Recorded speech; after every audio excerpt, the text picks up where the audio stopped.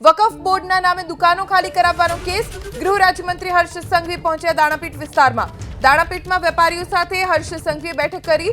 દાણાપીઠમાં વેપારીઓ સાથે ગૃહ રાજ્યમંત્રીએ આ સમગ્ર મામલે ચર્ચા કરી છે। વેપારી વિરેન્દ્ર કોટેચા સાથે વાતચીત કરી।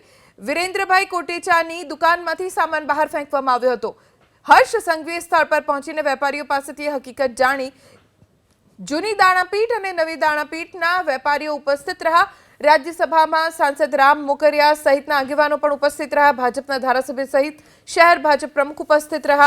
दाणापीठ विस्तार में जय श्री राम ना नारा लाग्या। दाणापीठ विस्तार में वंदे मातरम ना नारा लाग्या।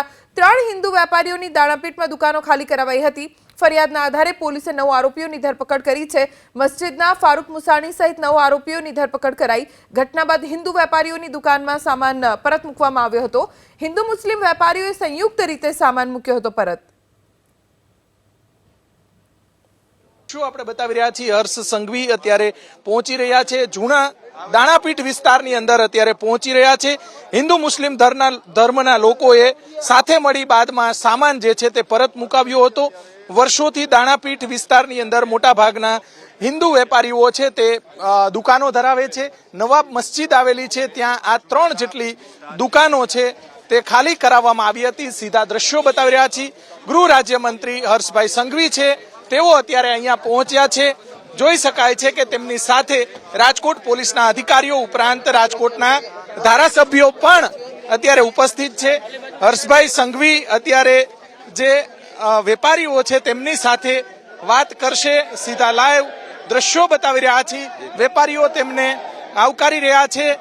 જે અલગ અલગ હિન્દુવાદી સંગઠનો ઉપરાંત આ વિસ્તારના જે વેપારીઓ છે તે તેમને આવકારી રહ્યા છે। જોઈ શકાય છે કે જે અલગ અલગ જે વેપારીઓ મોટી સંખ્યામાં અત્યારે અહીંયા ઉપસ્થિત છે અને જે નવાબ મસ્જિદ આવેલી છે ત્યાં 3 જેટલી દુકાનોનો જે હિન્દુ વેપારીઓ છે જે વર્ષોથી અહીંયા ભાડા પટ્ટે હતા તેમનો જે સામાન ખાલી કરાવી દેવામાં આવ્યો હતો જેને લઈને જોઈ શકાય છે કે અત્યારે ધારાસભ્યો અહીંયા પહોંચ્યા છે। સાથે સાથે જે વેપારીઓ છે તે પણ અહીંયા પહોંચ્યા છે અને વેપારીઓ સાથે અત્યારે બેઠક જે છે તે કરવામાં આવી રહી છે।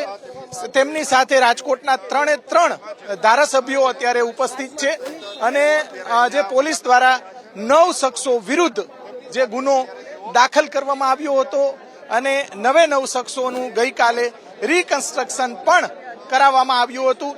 ખૂબ જ ઘેરા પ્રત્યાઘાત પડ્યા હતા સમગ્ર ઘટનાને લઈને। જોઈ શકાય છે કે રાજ્યસભાના સાંસદ રામભાઈ મોકરિયા સહિતના જે આગેવાનો છે તે પહોંચ્યા છે। રાજકોટના મેયર સહિત પોલીસ કમિશનર શહેર ભાજપના પ્રમુખ સહિતના જે આગેવાનો છે તે પણ ગૃહ રાજ્યમંત્રી હર્ષ સંઘવીની સાથે અહીંયા પહોંચ્યા છે।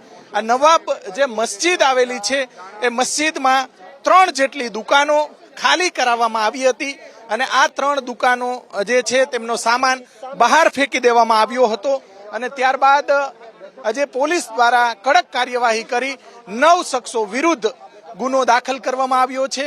જોઈ શકાય છે કે વર્ષોથી આ દુકાનોની અંદર જે દુકાનો છે ત્યાં વર્ષોથી ભાડુઆત તરીકે હિન્દુ ભાડુઆત હતા તેમની દુકાનો અમુક જે શખ્સો છે તેમના દ્વારા ખાલી કરાવવામાં આવી। અત્યારે સ્થળ મુલાકાતને લઈને સમગ્ર સૌરાષ્ટ્રની અંદર ચર્ચાઓ જોવા મળી રહી છે। જોઈ શકાય છે કે રાજકોટના ધારાસભ્યો ઉપરાંત જે રાજકોટ શહેરના આગેવાનો અને આ વિસ્તારના જે વેપારીઓ છે તે પણ મોટી સંખ્યામાં અત્યારે ઉપસ્થિત છે।